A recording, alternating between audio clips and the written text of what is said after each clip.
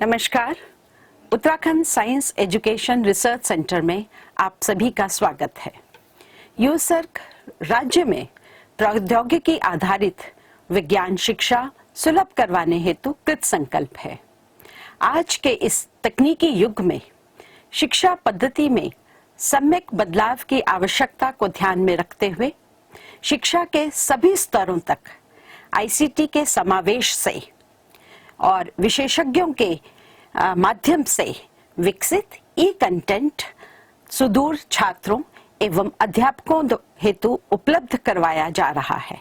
हमारा विश्वास है कि ई कंटेंट एक मूल्यवान संसाधन के रूप में आपके चिंतन कौशल एवं रचनात्मकता में वृद्धि करने में सहायक होगा।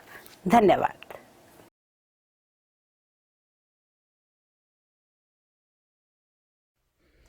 आइए एक और प्रश्न यहाँ पे करें, और ये प्रश्न जो है वो परीक्षा के दृष्टिकोण से काफी ज्यादा जरूरी है। ये काफी विद्यालयों के जो इंटरनल एग्जाम होते हैं उनमें भी ये प्रश्न पूछा जा चुका है। ध्यान दीजिएगा इस प्रश्न पे। दो भुजाएं ए बी और बी सी और माध्यिका ए एम, त्रिभुज ए बी सी की क्रमशः त्रिभुज पी क्यू आर की भुजाएं पी क्यू और क्यू आर और माध्यिका पी एन के बराबर है। सिद्ध करें ये दो बातें। आइए पहले देखें कि क्या दिया गया है। ए बी और पी क्यू बराबर है, तो लिख लेते हैं कि क्या दिया गया है। तो दिया गया है कि ए बी पी क्यू के बराबर है, साथ ही ए एम पी एन के बराबर है और बी सी बराबर है क्यू आर के। अब ये बात तो देखिए दे दी गई है और हमें सिद्ध क्या करना है पहले भाग में कि ये जो त्रिभुज ए बी एम है और जो त्रिभुज पी क्यू एन है ये आपस में सर्वांग सम है। तो पहले भाग के लिए आइए लिख लेते हैं कि त्रिभुज ए बी एम में एवं त्रिभुज पी क्यू एन में, तो इन दोनों ही त्रिभुज में आप देख सकते हैं कि ए बी और पी क्यू बराबर है और साथ में ए एम और पी एन भी बराबर है। अब चूंकि बी सी और क्यू आर बराबर हैं तो इनका आधा भी बराबर होगा, और बी सी का आधा क्या है बी एम, क्योंकि ए एम माध्यिका है, और क्यू आर का आधा क्या है क्यू एन, क्योंकि पी एन माध्यिका है। तो यहाँ पे हम कैसे लिख सकते हैं कि ए एम और पी एन माध्यिका है दिया गया है। और माध्यिका की परिभाषा क्या होती है? वो रेखा जो कि एक शीर्ष से सम्मुख भुजा पे खींची जाए और सम्मुख भुजा को दो बराबर हिस्सों में बांट दे। तो यानी कि ये भाग और ये भाग बराबर है, ये भाग और ये भाग बराबर है, और इसीलिए हमने ऐसा लिखा। अब आप देखिए, अगर हम त्रिभुज की संगत भुजाओं के बारे में बात करें तो एक ये युग्म मिल गया, एक ये युग्म मिल गया और एक ये युग्म मिल गया। इसलिए हम कह सकते हैं कि एस एस एस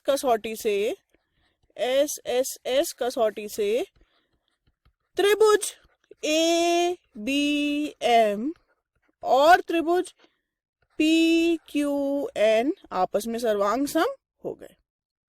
ठीक है, तो ये पहला भाग सिद्ध हो गया। अब आइए दूसरे भाग की ओर बढ़ें। तो दूसरा भाग हमसे क्या कह रहा है कि त्रिभुज ए बी सी और त्रिभुज पी क्यू आर को पूरे त्रिभुज को हमें क्या करना है? सर्वांग सम सिद्ध करना है। मतलब पूरा ये जो ए बी सी है और पी क्यू आर है।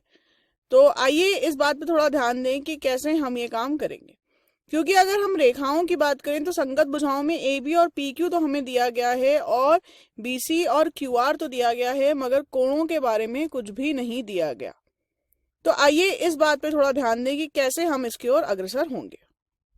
तो अब हम दूसरे भाग की ओर बढ़ते हैं और हमें यहाँ बात करनी है त्रिभुज ए बी सी एवं कौन सा त्रिभुज? दूसरी तरफ पी क्यू आर की। तो अगर हम इस युग्म को देखें तो यहाँ पे देखिए ए बी और पी क्यू आपस में बराबर है, तो हमको ये एक रेखा का युग्म मिल गया, भुजा का युग्म मिल गया। साथ ही आप ये देख सकते हैं कि बी सी और क्यू आर हमें प्रश्न में ही फिर से दिए गए हैं कि ये दोनों भुजाओं का ये जो युग्म है वो परस्पर बराबर है। अब देखिए यहाँ पे जब हमने पहले भाग को सिद्ध कर लिया कि ये दोनों त्रिभुज आपस में सर्वांग सम हैं, तो हम यहाँ पे ये लिख सकते हैं कि कोण ABM जो है वो कोण PQN के बराबर होगा, क्योंकि ये हमने भाग A से ये सिद्ध किया कि त्रिभुज ABM जो है वो सर्वांग सम है त्रिभुज PQN के, और इसीलिए ये संगत भाग हो गए दो सर्वांग सम त्रिभुज के। तो यहाँ पे अब हम देखें तो इन दोनों त्रिभुज के संदर्भ में हमें क्या मिल गया, SAS। तो यहाँ पे हम क्या कहेंगे कि SAS कसौटी के प्रयोग से ये दोनों त्रिभुज भी हमारे पास सर्वांग सम आ गए। उठाना अच्छा प्रश्न, देखने में काफी ज्यादा सरल लग रहा है, ऐसा लगता है सब कुछ दिया है, मगर कहीं कहीं पे आपको खुद से कुछ बातें सोचनी पड़ेंगी। जैसे इसमें ये वाली बात आपने पहले भाग से ली, और इस वाले में आपको अगर ये भुजाएं बराबर दी गई हैं तो उनका आधा भी बराबर होगा, इस बात को हमने यहाँ पे प्रयोग किया।